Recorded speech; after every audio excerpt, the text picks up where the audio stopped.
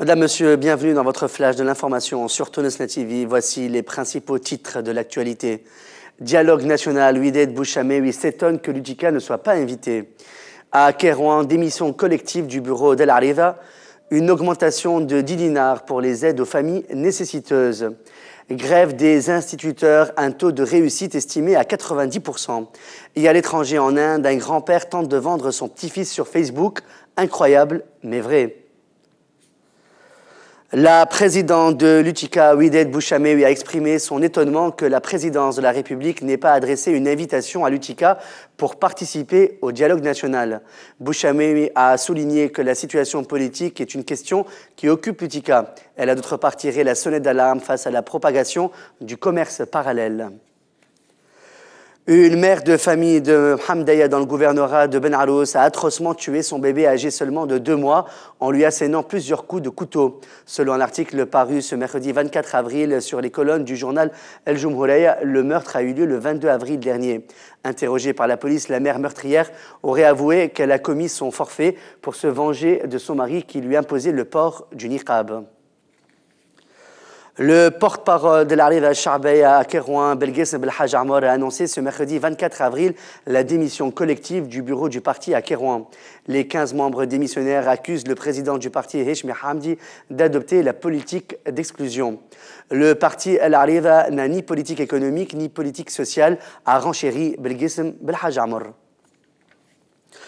L'Observatoire de la liberté de la presse a annoncé que le journaliste de la chaîne El Moutawassat Bassem Ben Khalifa a été arrêté d'une façon abusive par un agent de la police dans la ville de la Marsa en banlieue nord pendant l'exercice de ses fonctions.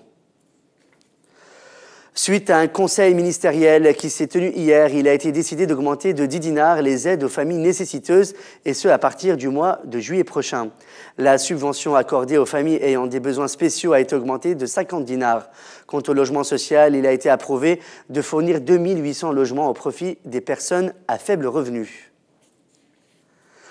Une jeune femme âgée de 20 ans s'est suicidée en se jetant sur un train à Sfax dans l'après-midi de ce mardi 23 avril 2013. Une enquête a été ouverte pour déterminer l'origine de cet acte. Plusieurs instituteurs prétendent que la grève générale de ce mercredi 24 avril est réussite à 90% suivant leurs estimations. D'après les témoignages recueillis, une majorité des instituteurs affirment qu'ils ne renonceront pas à leurs revendications professionnelles. De son côté, Mohamed Abidi, membre du syndicat régional de l'éducation à Tunis, a signalé que le ministère s'est rétracté sur certains accords relatifs à la prime des zones rurales.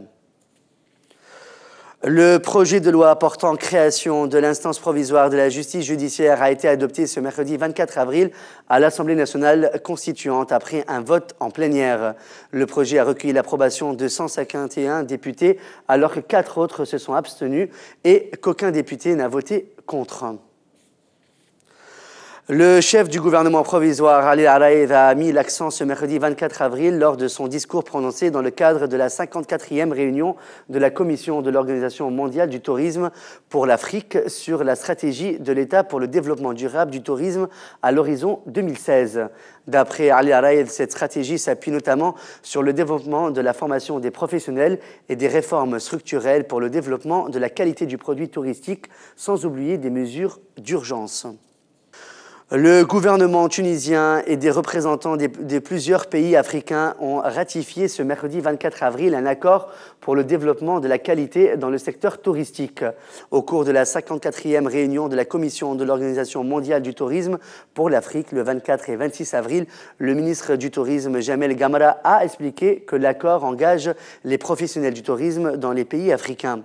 Jamel Gamra a par ailleurs affirmé au cours de la réunion que l'objectif du gouvernement est de réussir à attirer 10 millions de touristes en 2016. À noter que le nombre de touristes ayant visité la Tunisie était de 7 millions en 2010 et de 6 millions en 2012.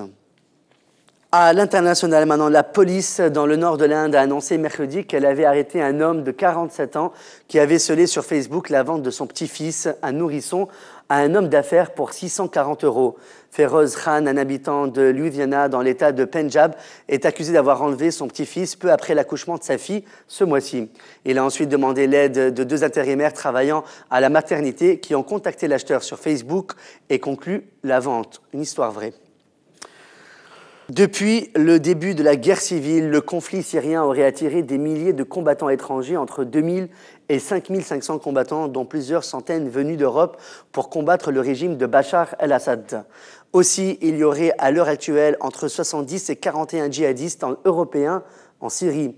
C'est ce que révèle une étude menée par The International Center for the Study of Radicalization du King's College.